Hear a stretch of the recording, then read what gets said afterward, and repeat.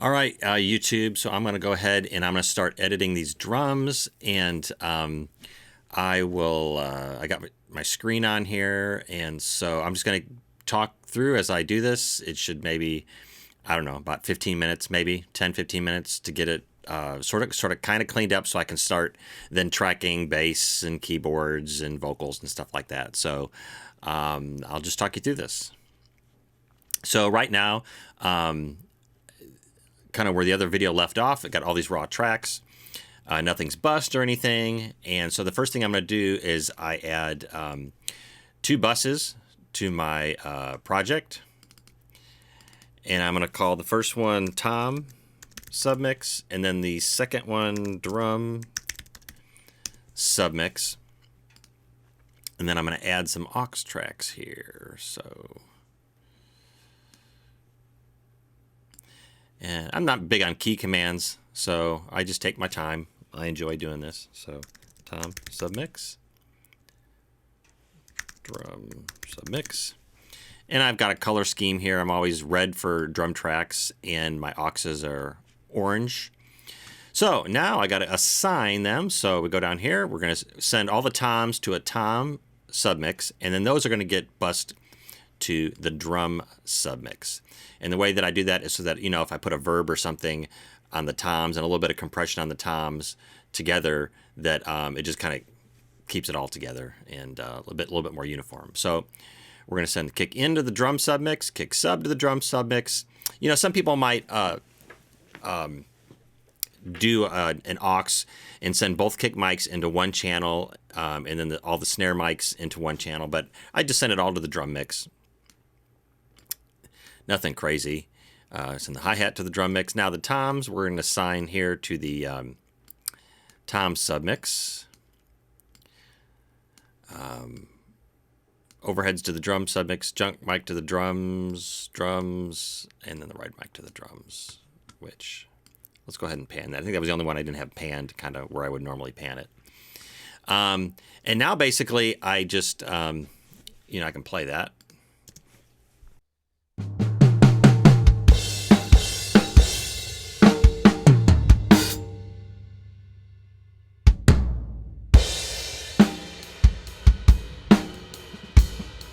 Now, the first thing I do is I'm just going to take a temporary, my Ozone 8.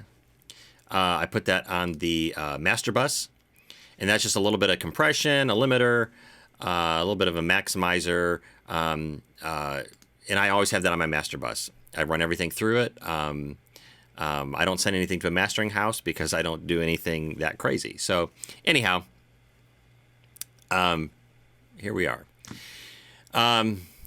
So I've got a couple plugins that I'm just going to start throwing on stuff that I have a kind of presets that I do for my tracks. So on the drum submix, I've got what I call my Gretsch kit submix.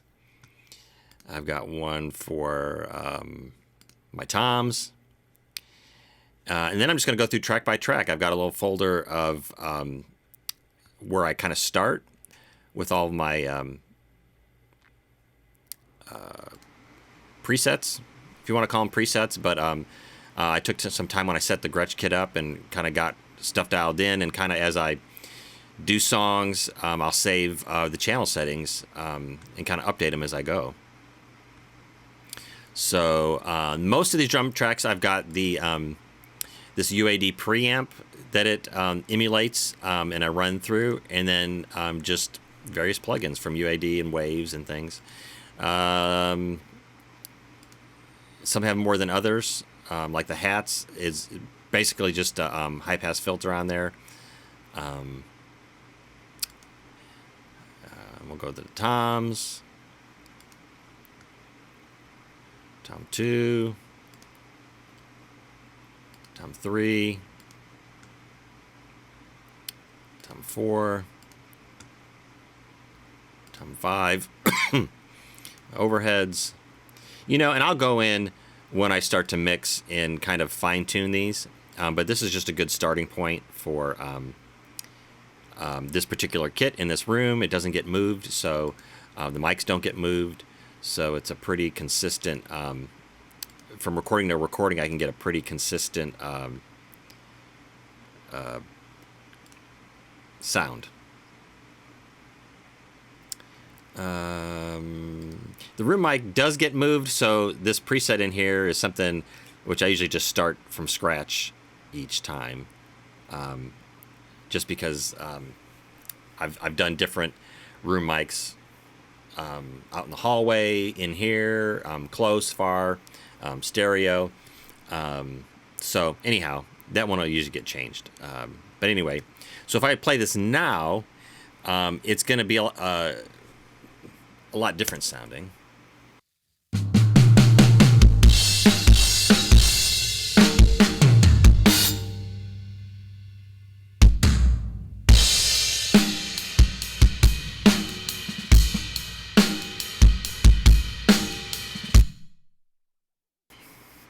So, one of the things that, I don't know if you can hear it, but like if you're looking at this tom submix, I'm not playing the toms, and the mics are wide open. I don't have any noise gates on them, and I do that on purpose because what I do is I go in here and I will strip out when I'm not hitting anything. So I'll bring up this view, I'll kind of explode it.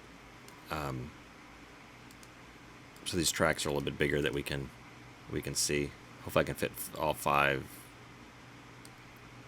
Yeah, that's maybe a little too big. Okay, so we got to kick in, and my toms are right here. Mouse is playing with me. All right. So here's my toms, and basically I go through and I strip out when I'm not playing them. Now, a noise gate does the same thing, and it automatically does it, but I just like to, I think it always sounds better if I do it by hand. So, and this is like the time-consuming part, right? So, this is the kind of stuff where, you know, you go into a studio, you rent time, you record your bands, you want to be in there for a day maybe, and some of this stuff just, I mean, if you're going to pay somebody to do it while the whole band's there, it's kind of a waste of time. So this is good stuff to, like, you know, track, use your time wisely, and then come back and do these things when there's nobody around. And I'm sure the all your famous producers and stuff and engineers probably have assistants that do this kind of stuff.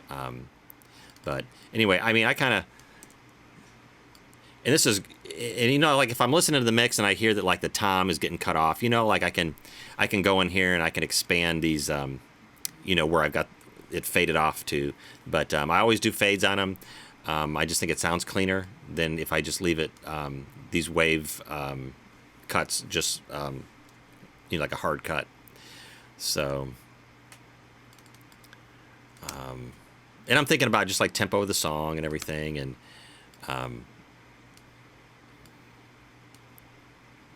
I guess it's just by experience, you know. There's no exact science to some of this stuff, but you got to use your ears. So, you know, when you listen to it back and your floor tom sustain is getting cut off, you want to go in and you know, make it a little bit longer. So, okay, so I've kind of, let's just say, cleaned the toms up on that a little bit, and hopefully we'll hear a little bit of a difference.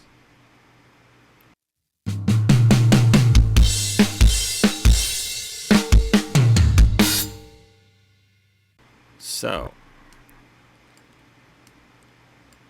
I'm realizing I can shorten this one up a little bit.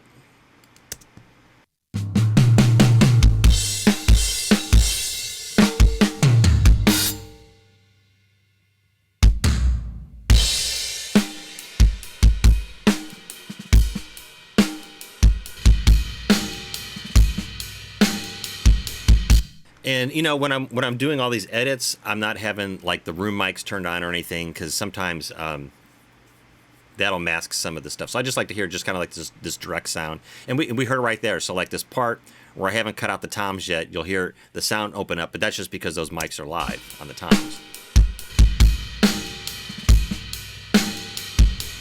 So again, I'm just kind of coming through the whole song, and again, this will take a couple minutes, and depending how fancy I get, and I mean, I play pretty basic, so I never get to the point where I've got like these crazy tom fills and everything. So, and again, I'm kind of just eyeballing this, and as I put other instruments and stuff on these tracks, I'll see if something needs to be fine tuned. But the beauty of some of this digital stuff is that it's non-destructive for the most part, so I can come back and again, I can grab these and I can the audio's still there, so I can fine tune.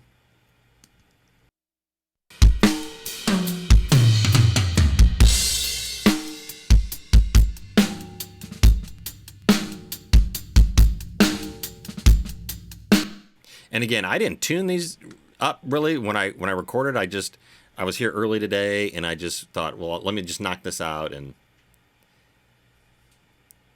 again, I don't get picky with a lot of this stuff. I'm thinking more of the total arrangement and everything, and not just nitpicking. That this 10-inch tom has got this weird overtone to it. Just thinking about, by the time you add all the other instruments, you're not even going to notice that. But maybe that's my downfall. I'm not a perfectionist enough. So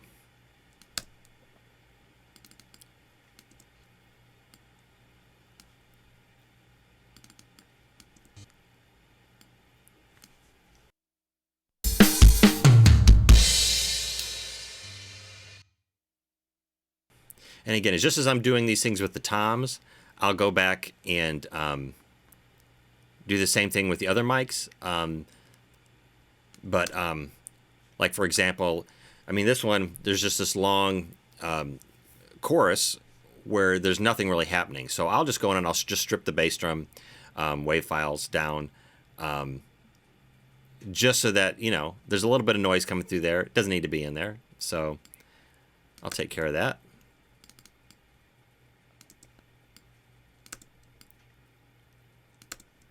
And I think for the most part, I just hit my 16-inch floor tom once at the beginning of the song. And again, if for some reason I only actually hit the second tom in my 14, I just delete the other tracks of the toms. No sense keeping it. It's just more data to back up at the end of the day, and there's nothing happening. So again, just kind of keeping your project clean and just what's needed. And occasionally I'll go through here and I'll miss a tom hit because, as you can see, like here, there's bleed and you're getting a little bit of signal through there. But for the most part, from doing this for so long, you can tell what's an actual tom hit or snare hit and what's not. And I think I played the same drum fill in here like 100 times. And as I was playing it, I was thinking, man, I got to come up with something a little bit different. But I only play the drums pretty much when I'm tracking because I've got them here at church, and other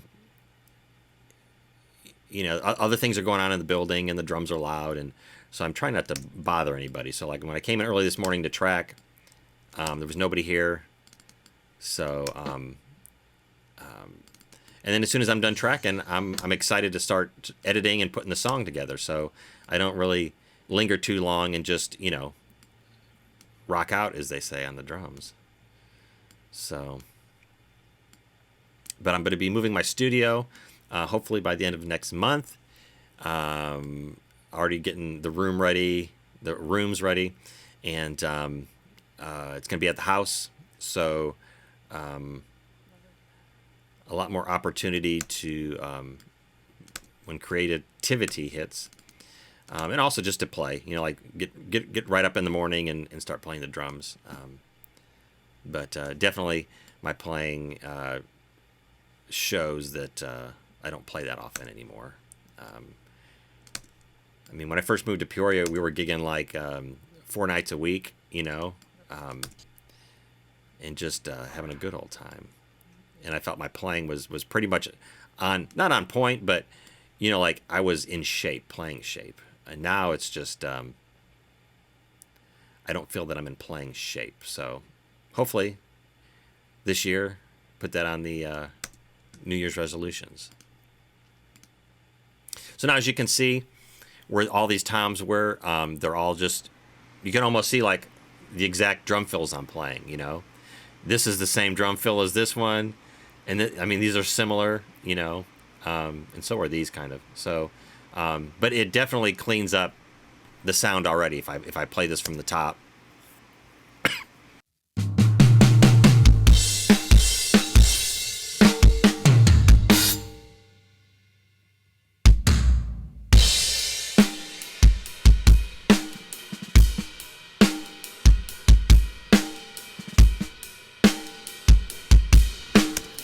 And I don't have any verb on anything yet either. But so then, so the next thing I do is I come up here to the kick drum, and I'll actually zoom out for this because this is just a more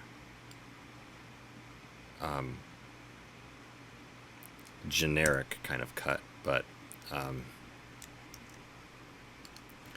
to the kick drums, both in and out, and some of these just these sections where, you know, a lot of people will say it's not necessary to do this, but I don't know. I do. But I'll go in here and again,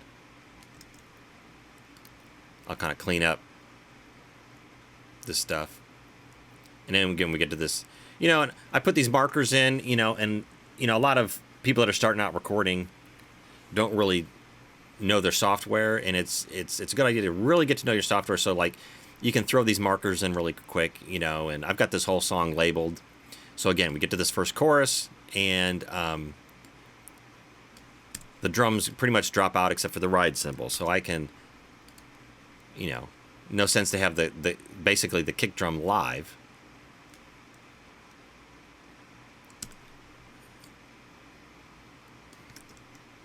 So we just tighten it up again.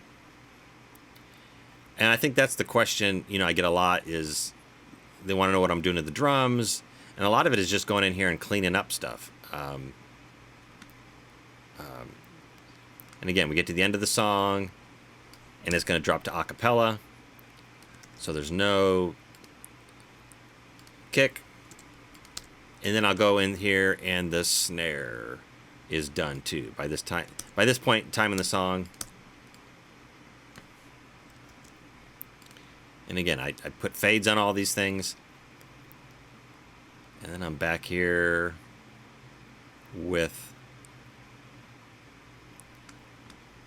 the snare drum. It's going to drop out here for that first chorus. So again, I'm just quickly, and I don't know how much time has passed. Probably about 10 minutes. But I'm just going in here and again, cleaning it up. So we start with the snare. It's at the beginning.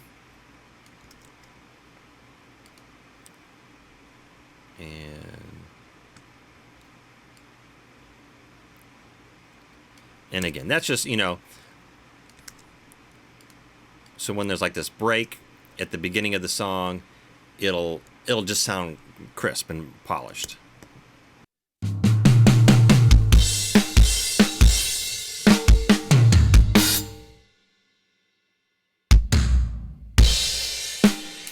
And again, this is the stuff that like is real subtle.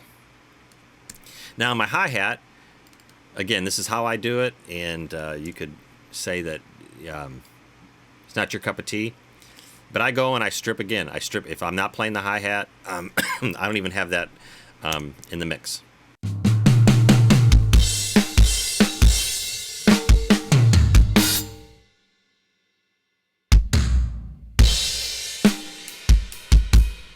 So I'm on the ride here. So again, I'm going to strip out this hi-hat. And again, if for me, it's just I don't want the hi-hat mic on if I'm over here doing the ride. It's more bleed that's not really necessary. So again, we get to the first verse here, and again, I'll just fade the hi-hat in. And it's subtle stuff. You may or may not notice it, but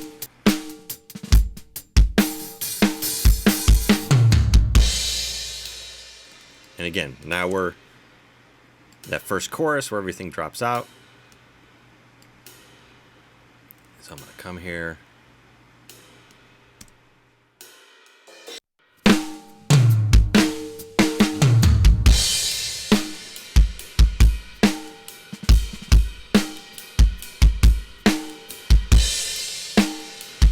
Fade it in on chorus 2.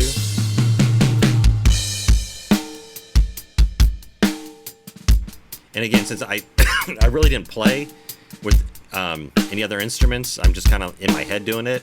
You know, I'm gonna have to adjust the arrangement just because, depending on if I'm a little bit more broken down on the hi-hat or if I'm on the ride, but you know, it is what it is.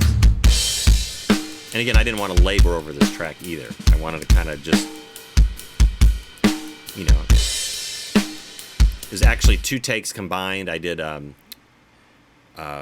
the last chorus I punched in, just the last fill, because the first take was horrible. So, but when I'm doing the video, I'm trying to get whole takes of everything because I don't want to be pasting a bunch of small video clips up, you know, at the end of the day.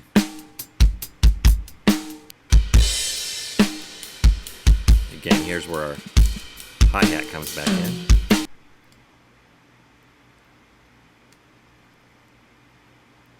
And we go back to a chorus.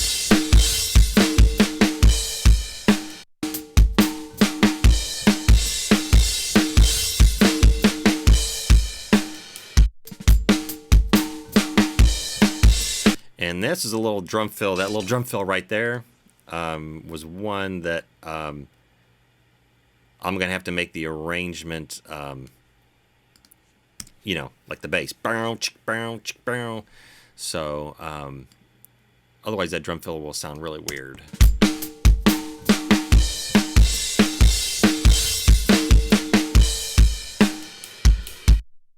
All right. So we've done the kick, snare, hi-hat, the toms, and now I just go to these overheads and the room mics. And again, I mean, if I had an absolutely quiet room, I think some of this stuff I could just, you know, leave these mics wide open. But there's certain points where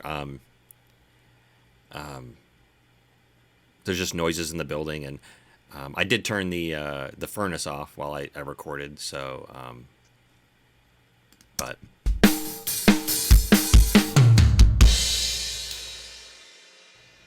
And I'm going to leave this through here because I'm doing a little ride thing, and I haven't just, when I get to mixing, I may want the room in there too or not, but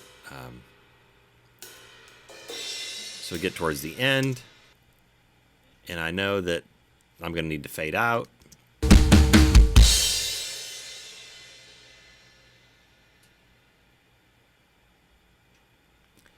So they got the overheads.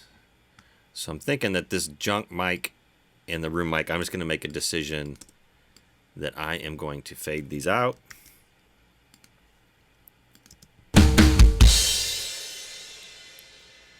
Though, so that way, because I'm just going to, you know, at the end of the song, I'm just doing like little frilly things, yeah, on the cymbals there. So we don't need the room mics in that. And then we get to this last hold. Cymbals fade out. Again, some little.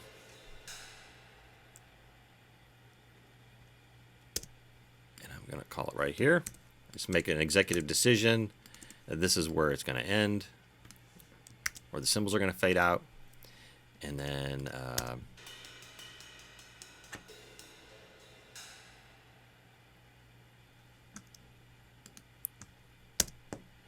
All right, so I'll start playing with some of these other mics. And then I am going to add, I didn't want to do that. I am going to add a trigger.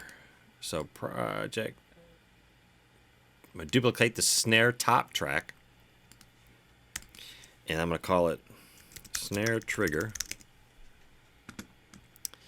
So I'm going to delete these inserts on here. So it's this track right here. And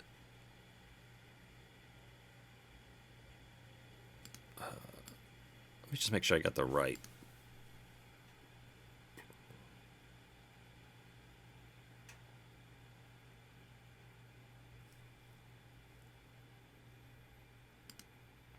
Yep. So I've got this black. So I've recorded this with my Black Beauty snare. I think it's it's a 6.5 by 14, and die-cast hoops. My wonderful wife gave it to me for my birthday last year, which was awesome. So got this trigger. I've got a little bit of compression in EQ on it. It is a sample, so in a snare drum, so I'd take some, just roll off some of this bottom on it. But anyway, here's a trigger plug-in, so when you see it, let me turn it down.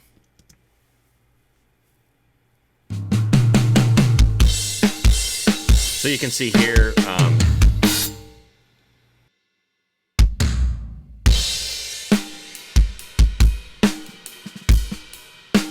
this line is the threshold, and this is what it sounds like. So if I solo it, but it's a real ringy snare. So I just use a little bit of it, you know, to bring out a little bit more ringiness.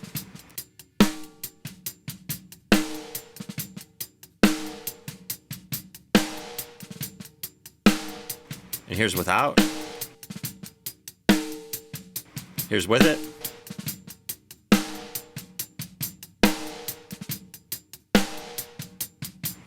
If we can bring the bottom snare. Come back here.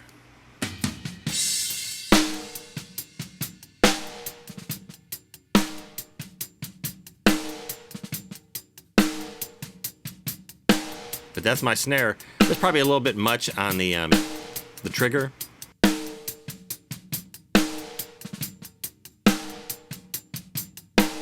But it's just enough of the ring. I know guys like to, you know, have 800 samples that they you know, put on the all the drums. But if I do anything, it's just a little bit to get a little bit more ringy on the snare, because, you know, that's what I like. And then I feel like I don't have to use as much reverb.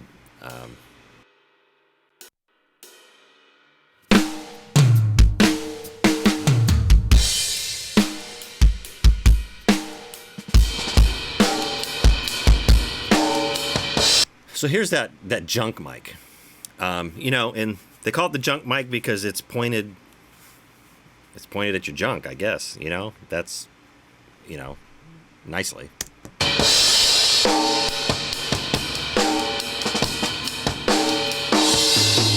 And again, I've got the API preamp on this. I've got a little bit of EQ, the UAD Cambridge. And then it's going into some saturation on this Stephen Slate stuff, SSL, EQ, which is pretty much flat except for, again, grabbing the rolling off some of the low, and then into two compressors to just kind of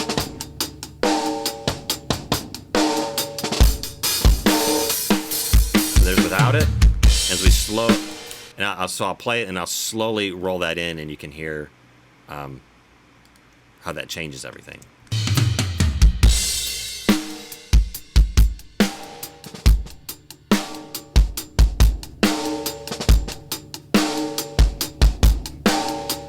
And again, you know, just a hint of it, and it just, again, on the toms and everything, kick drum, snare drum, it just brings out a little bit more of the ringiness. liveliness of everything. So, and then now I'm going to bring up the room mic, and we'll see what that sounds like. Let's just see what's. I do have the room mic going into a reverb, so we'll see. We'll just see what all this is going to do.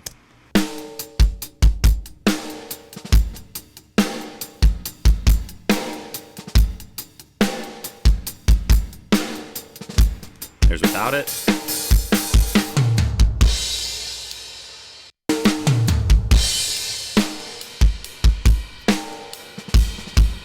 There's with it.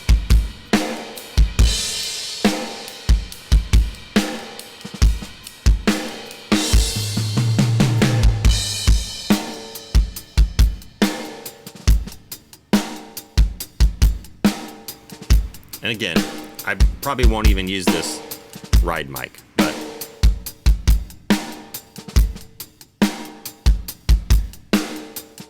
and that sub kick really so there's the internal mic on the kick.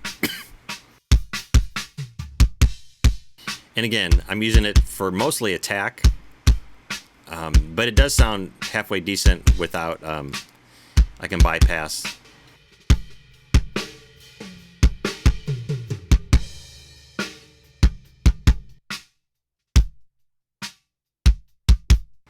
So that's kind of what I'm doing to it.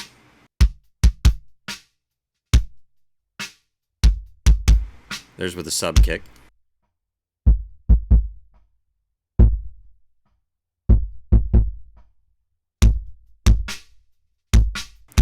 And it is a 20-inch. It is a 20-inch kick drum, and I have noticed that on both my Yamaha kit that's got the 20 and this Gretsch kit that's got the 20, the sub kick doesn't have like that super extended low stuff in there, but I do like it. I do like it. It's more of a note. I mean, this is more of a definite.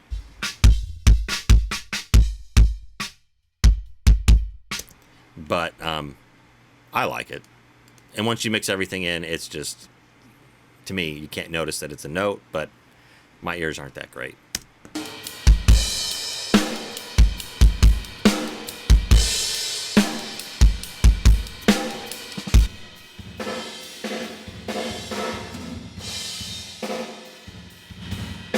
There's that room mic by itself.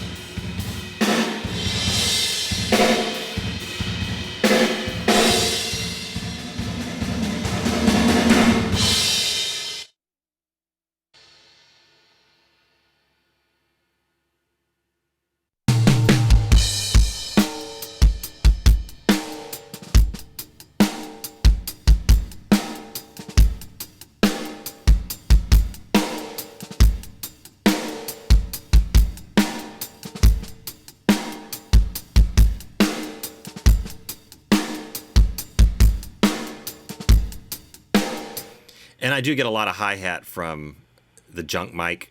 It's probably a better position I could put it in. So I mean, this hi-hat fader, I mean, is pretty low most of the time.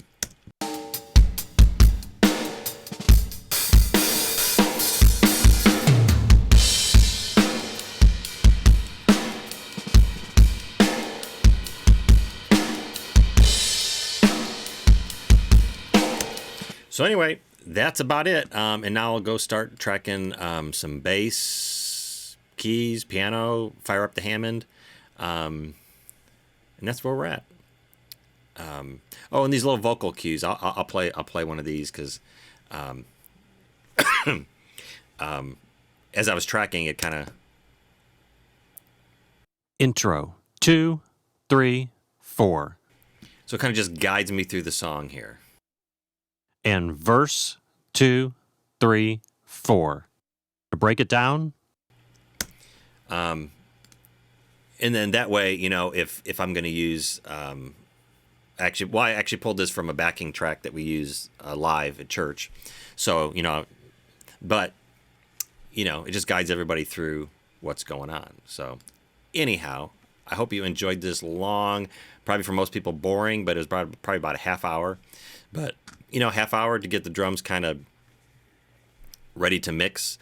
And a good foundation to track some other instruments. So again, thanks for watching and thanks for subscribing to my channel.